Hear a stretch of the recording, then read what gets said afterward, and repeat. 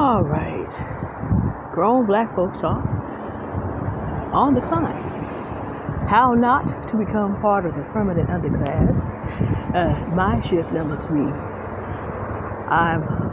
We're on our way to a milestone today, and I have stopped at this point of the hill for a reason. There's a block left to the top, and if I go out in the middle of the street, you'll see a whole bunch of helicopters up in the sky looking at something that's to the west of me, where I'm not going, and way off in the distance, and the sun is probably very bright in the camera, but way off in the distance, Buena Vista. Today is not an exercise walk, primarily. Well, I mean it is, because I could have popped a cab or taken a bus, but this is a day where something I've been working on and planning for and preparing for months is about to come to fruition once we get up to the top of the hill and get to where we're going. But the reason that I got almost all the way to the top before filming this is because I want to make a point to you. I talked yesterday about how once you get started in the pursuit of whatever it is you're meant to do, help will come. But it's important for you to understand that help may not come from the people around you, because the people around you are very likely to be jealous of what you're doing. Because if they're not doing it, well, there's two reasons. One, and grown black folks talk, we're just going to call things what they are. One, number one, we think about racism a lot. And racism is basically saying, I'm more like God than you are. I deserve more resources, admiration, respect than you do. And I'm not going to let you disprove me. I'll kill you if I have to. I'm going to have that God spot over you. We know about that. That's basically how that boils down.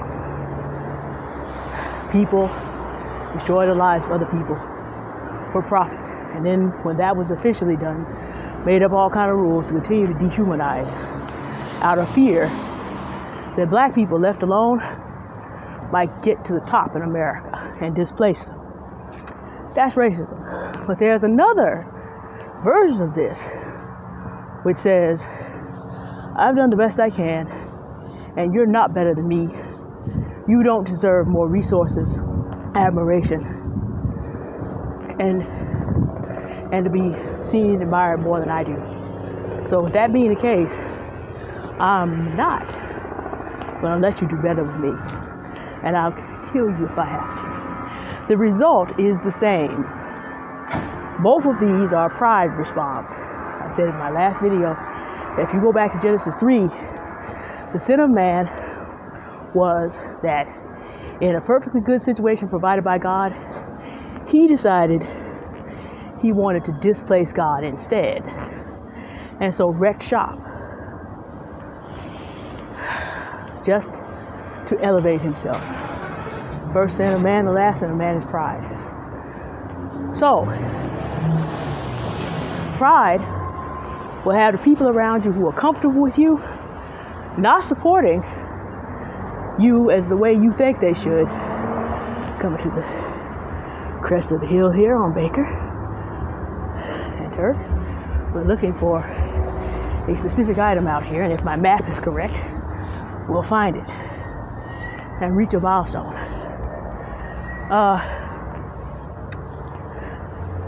They would rather see you fail. And sometimes, just as it is with racism, people will do it willfully, will cause trouble. But even if they don't do it willfully, they will subconsciously find ways to retard you in what you're doing. Okay. Baker and Turk Street. Whoa. Alright. Now we start the search. Get my map correct. That way, downtown San Francisco. Up here, the Anza Vista Hill area.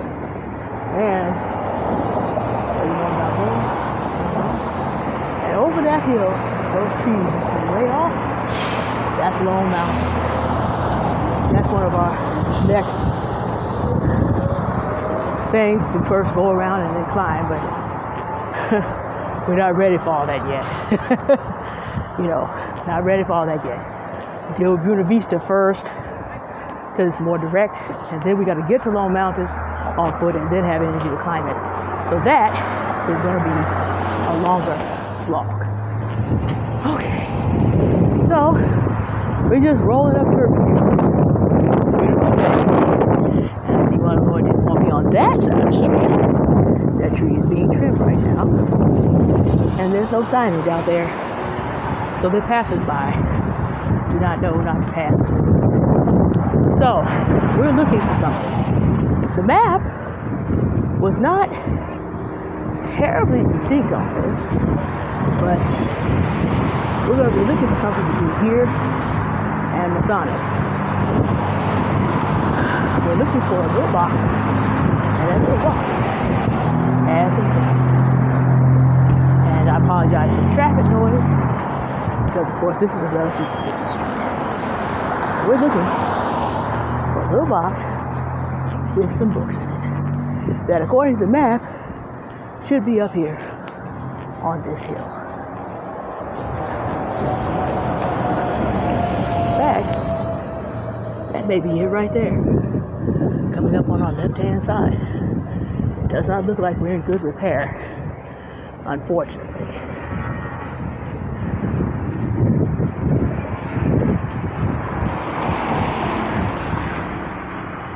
No, it certainly doesn't.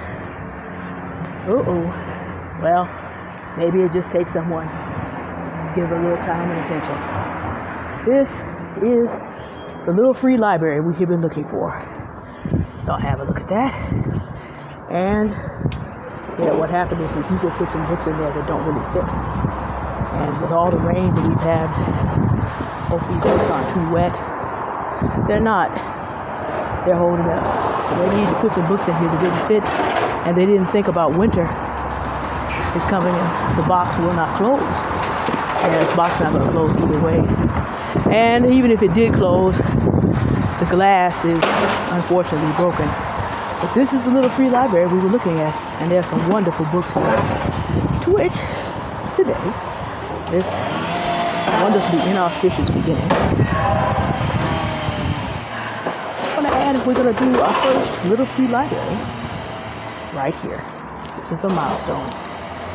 Because if you look at the name of this book, you'll notice that the name of my channel is very serious. It's the same. We're going to donate this book to the patrons of the Little Free Library System. Right now.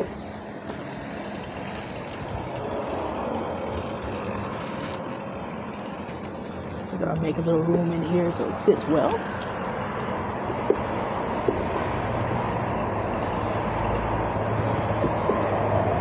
Make a little place for it.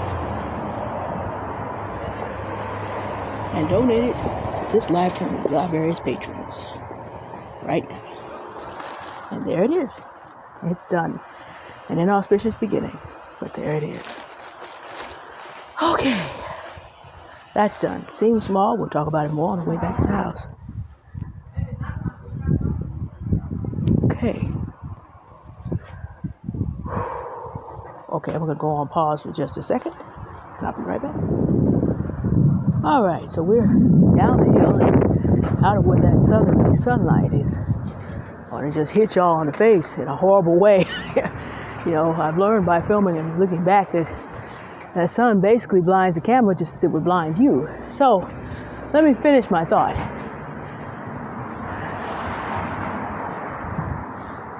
My thought is, that little free library didn't look like much, huh?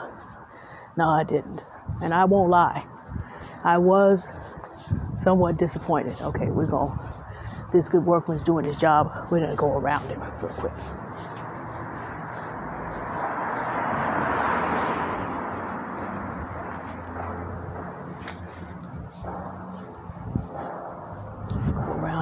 And let him do his work.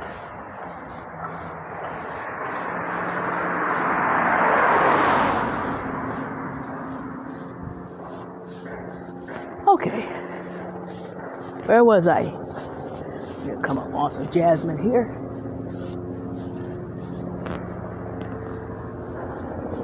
Here. As Johnny Scoville of the Chase the Heat YouTube says, turn on your smell-o-vision. It's November. And we still have jasmine in San Francisco. God be praised. Okay, let me finish my thought. That little free library didn't look like much now, did it? It was not in good condition.